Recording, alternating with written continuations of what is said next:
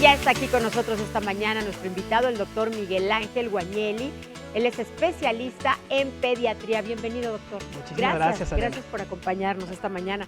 Pues es un tema sin duda importantísimo y delicado también, ¿no? La anemia infantil. Así es. Estábamos escuchando que generalmente es cuando hay una baja o una disminución de hierro en sangre. Los glóbulos rojos, tengo entendido, que son los encargados de transportar el oxígeno de los pulmones al cerebro. ¿Correcto? ¿Es así? Así es. Entonces, la anemia, esa es una enfermedad que a lo mejor le suena como de abuelitas, ¿no? Que decían, Sí es enfermedad, ¿verdad? Es una enfermedad, claro. Está diagnosticada y catalogada como enfermedad. Correcto. Lo que pasa es que hay grados, también es importante saberlo. Sí. Entonces, en los datos de entrada decían que 50% de los niños pueden tener, no todos tienen anemia, pero sí muchos tienen deficiencia de hierro. No es lo mismo, pero van de la mano. ¿Cuál es la diferencia? La anemia se diagnostica con una hemoglobina en sangre por debajo de, en niños generalmente se considera por debajo de 12 miligramos por decilitro. Quiere decir, hay pocos glóbulos rojos y los que están en sangre están haciendo un trabajo extra, por llamarlo de alguna manera. Bien. Los glóbulos rojos se forman en la médula ósea, esto es, en los huesos, en algunos huesos largos, pero principalmente en los niños en la cadera, el esternón, en algunos otros sitios, se forman y necesitamos constantemente, especialmente los niños que están creciendo, darle hierro a esa médula para que forme glóbulos rojos. Entonces, tenemos ciertas reservas, nosotros como seres humanos tenemos muchos mecanismos para acumular hierro y tener depósitos como de emergencia. ¿Qué quiere decir esto? Tenemos hierro que está en nuestra sangre, en los glóbulos rojos, una pequeña parte también está en los músculos, en el hígado incluso, y tenemos otra reserva en el hígado y en la propia médula ósea que es como el tanque. El niño va tomando del tanque, que son varios mecanismos, y va formando glóbulos rojos nuevos. Conforme el tanque se va vaciando, si no lo vamos dando extra, se acaba y en un momento ya no tenemos reservas y el niño eventualmente va a quedarse sin combustible, por llamarlo de alguna manera, y ya no puede formar glóbulos rojos. Ese es básicamente lo que sucede. Al no haber glóbulos rojos suficientes, probablemente el dato más importante es que no llega oxígeno a los tejidos importantes. Pero como también, el cerebro, como ¿no? el cerebro, efectivamente. Que en muchos casos la anemia está relacionada con problemas de talla baja, por ejemplo, aparte de problemas cognitivos, porque al final el hierro es muy importante no solamente para oxigenar los tejidos, sino para que crezcan adecuadamente. Si no hay hierro, no crecemos, no producimos hormonas, los músculos son débiles. Es importantísimo. Correcto, así es. Y escuchábamos que, bueno, principalmente los alimentos que más hierro contienen son las espinacas, el huevo, por ejemplo. Es un tema hígado. interesante. Ha cambiado mucho esto porque sí, por ejemplo, muchos vegetales de hoja verde lo contienen. El problema es que lo contienen en formas que son difíciles de asimilar por el cuerpo.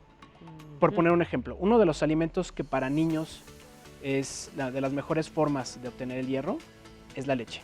La leche. Porque la leche, niños pequeños estamos hablando menores de 2 años. Sí. Porque la leche tiene muchos factores que ayudan a que el cuerpo lo absorba. Una leche enriquecida con hierro, un niño la puede aprovechar hasta un 60-70% aproximadamente de ese hierro. Esa misma cantidad de hierro, si se la damos en forma vegetal, absorbe menos del 5%.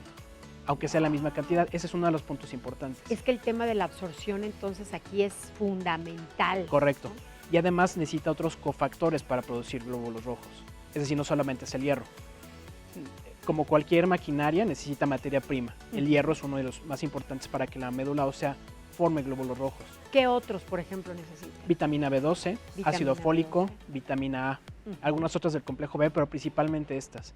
Entonces tienen que venir todos en el paquete para que los glóbulos rojos se puedan producir adecuadamente.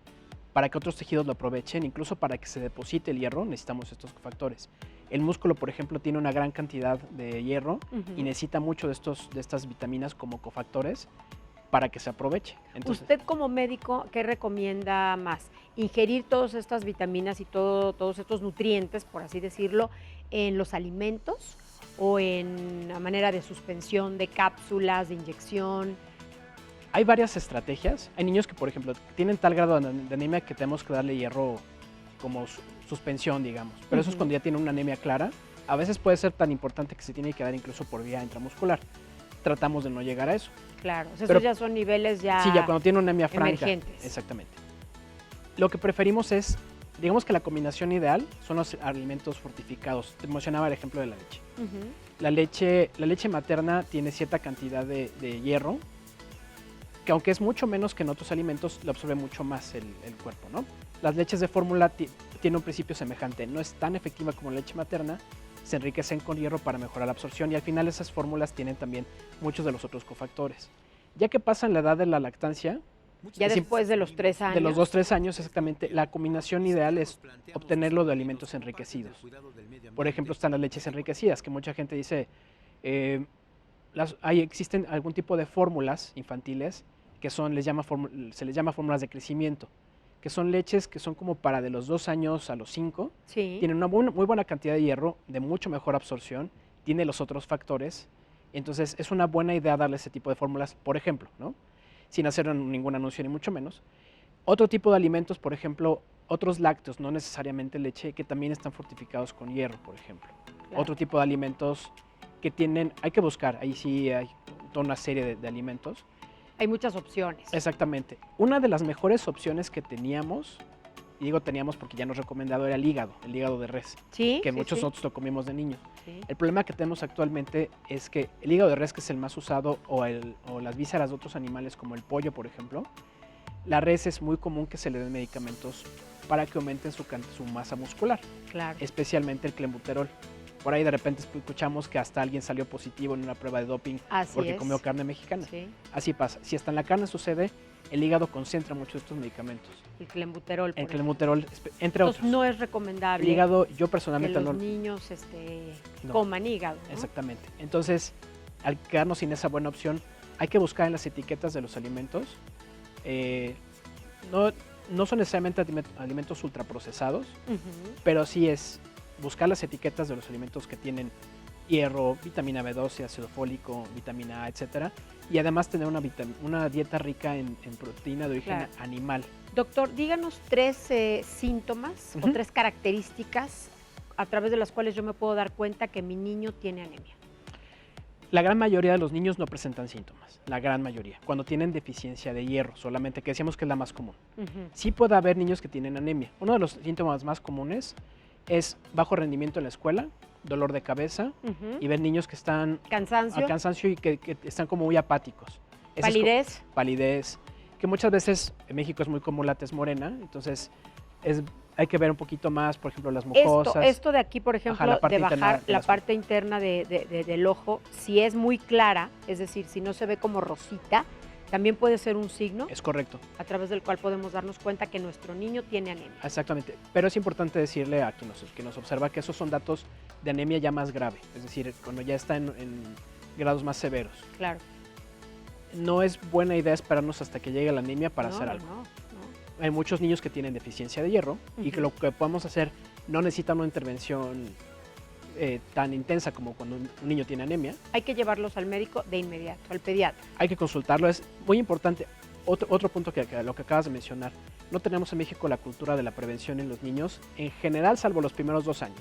Muchos papás los llevan al pediatra los primeros meses, pero casi parece que cumplen los 2 años, se gradúan y solo van al pediatra para cuando tienen una enfermedad infecciosa, etc. Sí. Cuando realmente se trata de una emergencia, ¿no? Exactamente. Lo ideal es tener un pediatra o un médico incluso de confianza, de cabecera, para que una vez al año por lo menos los pese y los mide, porque uno de los datos más importantes de deficiencia de hierro es que los niños empiezan a perder estatura. Bajar de peso. No, de talla. Estatura. De estatura.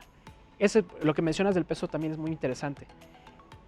Tenemos niños en México, para nadie es secreto que tenemos un problema de obesidad infantil, que pueden al mismo tiempo tener obesidad y deficiencia de hierro e incluso anemia. Porque no depende de la cantidad de alimento que se come, sino de la calidad. No, ni del volumen corporal, por supuesto. Hay niños que pueden ser más llenitos o tender a gorditos y pueden tener anemia. Por eso es tan importante, como bien dice doctor, pues que llevemos a los chicos a revisarlos. Así es, por lo menos la idea de la SEP, por ejemplo, pide un certificado médico a inicio de curso escolar. La idea y la filosofía atrás de esto es, por lo menos una vez al año, llévenlo a revisar. Una vez al año. Pero es muy común que van con algún médico que no es su médico de cabecera, hace una revisión rápida y no les da más información. La idea es tener a alguien que les pueda hacer un seguimiento, decirles, oye, este año respecto al anterior debía de haber crecido 6 centímetros, que es más o menos lo que tiene que crecer un niño en edad escolar. Checando, más o Irlos menos, checando. cada año. Y en vez de esos 6 centímetros, creció nada más 4 o 3. Algo está pasando. Claro. Ahí es donde tenemos que detectar. Le agradecemos mucho su presencia. Al contrario, muchas gracias por la invitación. Mañana aquí en Código Salud. Lo esperamos pronto.